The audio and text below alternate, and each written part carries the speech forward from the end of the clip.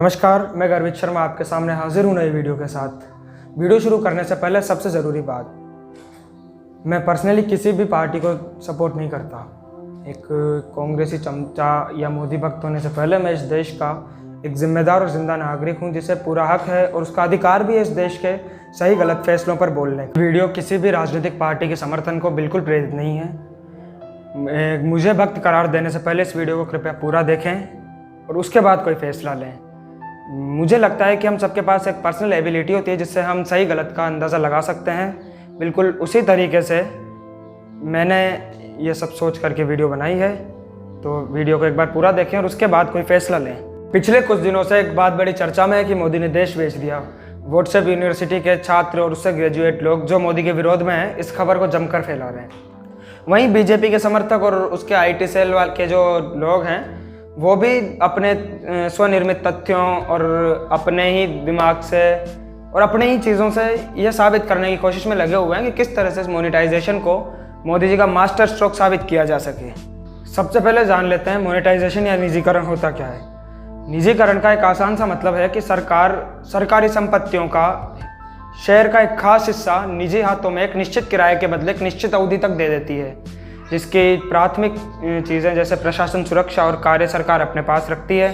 साथ ही उसमें मजदूर, कार्य और आदि चीज़ों को सरकार, जैसी दोयाम चीज़ें जो हैं जिन्हें सरकार निजी कंपनियों को सौंप देती है। हालांकि निजी इस पर भी सरकार की एक गाइडलाइन होती है ताकि इस क्षेत्र में निजी कंपनियों की मनमानी नहीं बढ़े।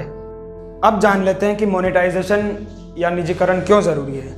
देखिए, मेरी नज़र में भारत एक घूस प्रदान और आराम प्रदान देश है। यहाँ के लोगों का मानना होता है कि नौकरी ऐसी है जिसमें ऐश पूरा हो, काम कम करना पड़े, पैसा ज़्यादा मिले। इसीलिए हमारे भारत के लगभग 80 से 90% युवाओं की एक ड्रीम जॉब होती है सरकारी नौकरी, और उसमें भी बटी होती है, सबसे पहली प्राथमिकता होती है लोगों की सरकारी अध्यापक की नौकरी। इसका कारण यह होता है कि वहाँ पैसे बहुत मिलते हैं और काम कुछ होता नहीं है। और इसमें जो है आदमी का एक ही काम होता है कि दबा कर खाना, फेल कर सोना। हमारे भारत में तो माना जाता है कि जिसकी जितनी मोटी तोंद है उस आदमी की उतनी तरक्की है, वो उतना ही खुशहाल है। और इसमें मज़े की बात ये होती है कि जो आदमी होता है, जो अध्यापक बन चुका होता है, वो अपने पसंद का भोजन अपने हिसाब से अपने स्कूल में बना कर खा लेता है। और उसके बाद द्वितीय प्राथमिकताओं पे आती है ऐसी नौकरियां जैसे पटवारी और पुलिस जैसी नौकरियां। तो इनमें जो रिश्वत लेना होता है वो इनका एक अभिन्न हिस्सा होता है। अरे भाई, आखिर सारा जीवन मेहनत की कमाई से तोड़ना ऐश हो सकती है यार। खैर, यह अलग बात है। अब चलिए एक उदाहरण लीजिए। मैं आपसे कहूं कि आप अपने बच्चे का एडमिशन किसी सरकारी स्कूल में करा दीजिए, तो आप ऐसे करके बत्ती से दिखा के हंसेंगे और आपको लगेगा मैंने जोक मारा है, मैं जोकर हूँ। या मैं आपके किसी परिवार वाले क्या किसी रिश्तेदार के बीमार पड़ने पर आपको बोलूँ कि आप उसे सरकारी अस्पताल में भर्ती कराइए, तो आप सोचेंगे कि आपको बुरा लगेगा, आपको लगेगा कि मैं उस आदमी को मारना चाहता हूँ।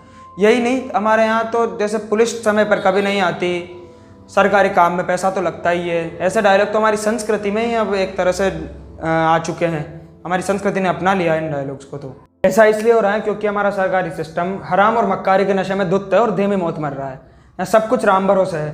रोज़ाना ऐसी खबरें हमारे अखबार में हमारे सामने आती है जिन्हें देख कर हमें हंसी आती है। 6 साल पहले मरे आदमी का कल की डेट में चालान उसके घर पहुँच गया। एक पटवारी ने घर बैठे ही अपने ऑफिस में बैठे बैठे पता लगा लिया कि कितना मुआवजा मिलना चाहिए लोगों की, क्योंकि उनकी कितनी फसल खराब हुई है। किसी की कोई जिम्मेदारी नहीं है, सब कुछ राम भरोसे चल रहा है। अगर कभी सिस्टम की हकीकत जाननी हो तो अपने आसपास जो SBI की शाखा होगी ना, वहाँ पर चले जाना। और आपको ये बात सुनने के लिए कि आज नहीं होगा कल आना, आपको लिए काउंटर नंबर 8 से काउंटर नंबर 4, 4 से 3 और 3 से 2 पे घूमना पड़ेगा। वहाँ आपको पता चल जाएगा कि कितनी स्पीड से हमारा सरकारी तंत्र काम कर रहा है। यहाँ किसी को अपने काम से मतलब नहीं, सबको जेब भरने से मतलब है। कुर्सी पर फैले हुए साहब का रजनीगंधा भरे मुंह से निजीकरण पर चिंता करना जायज़ है, मुझे समझ आता है। उनको चिंता है कि अब वो ज़्यादा नहीं फैल पाएंगे, उन्हें काम करके देना होगा जो उन्होंने कभी किया ही नहीं। अरे भाई, कभी ज़रूरत ही नहीं पड़ी। काम में पारदर्शिता आएगी, काम अच्छे से होंगे। अब कौन चाहेगा कि अपनी ज़िंदगी ख़राब हो? कौन चाहेगा कि मेहनत करनी पड़े? एक खुसर सा बॉस होगा जो उनके माथे पर हमेशा बैठा होगा, उन्हें फाइलें बनानी पड़ेगी, आंखें गड़ानी पड़ेगी। क्या इसी दिन के लिए वो पढ़ पढ़ कर सरकारी अफसर बने थे? निजीकरण का इतिहास आज का नहीं है। आज के पहले भी सरकारें अपने अपने स्तर पर काम निजी सेक्टर को देती आई हैं, क्योंकि उन्हें भी अपने सिस्टम पर पूरा भरोसा है कि वो नहीं कर पाएगा। चाहे कोई सरकारी प्लांट का निर्माण हो, किसी हाईवे का निर्माण हो, यहाँ तक कि एक छोटे से छोटे एनीकट का भी निर्माण हो, वह भी काम आज तक निजी सेक्टर ही करता आया है। आजकल ये चर्चा में इसलिए है क्योंकि राजनीतिक पार्टियां निजीकरण के नाम पर वोट लूटना चाहती हैं। लीज पर देने का मतलब बेचना नहीं होता है। सरकार फिर भी सभी शेयरों में से 51% शेयर अपने पास रखती है।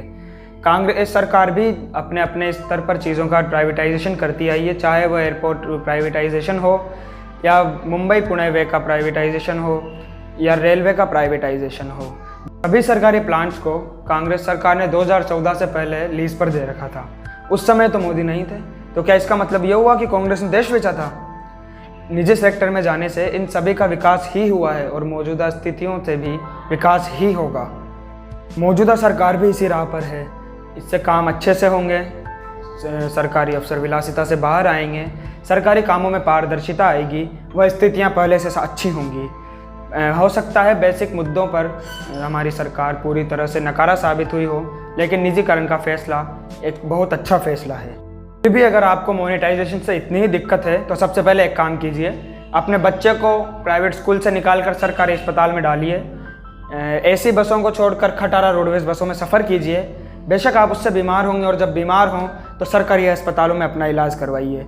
अगर कोई सरकारी काम के बदले कोई अधिकारी आपसे घूस मांगे तो उसे मिलाकर घूसा दीजिए, और अगर काम में आलस करे तो उसके कान के नीचे चांटा बजाकर रिफ्रेश कीजिए। एक झंडा लेकर निकल पड़िए और ये प्रण ले लीजिए कि आज के बाद ना कोई गलत काम होने दूंगा और ना कोई गलत काम करूंगा। और जिस दिन आप जाएं तो हमारे लिंक में हमारे इंस्टाग्राम, फेसबुक और ट्विटर के हैंडल हैं, मुझे मैसेज कर दीजिएगा, मैं भी आपके साथ चलूँगा। धन्यवाद। तो आपने वीडियो को पूरा देखा, इसके लिए आपका बहुत बहुत धन्यवाद। यदि आपको भी अपनी कोई राय शामिल करनी है तो आप कमेंट बॉक्स में अपना कमेंट लेकर हमें राय बताइए। और यदि आपको वीडियो पसंद आई है, आप हमारी जानकारियों से सहमत हैं, तो इस वीडियो को शेयर कर दीजिए, वीडियो को लाइक कर दीजिए और हमारे चैनल को सब्सक्राइब कर दीजिए। और हाँ, इंस्टाग्राम पर, ट्विटर पर और फेसबुक पर फॉलो ज़रूर कीजिए।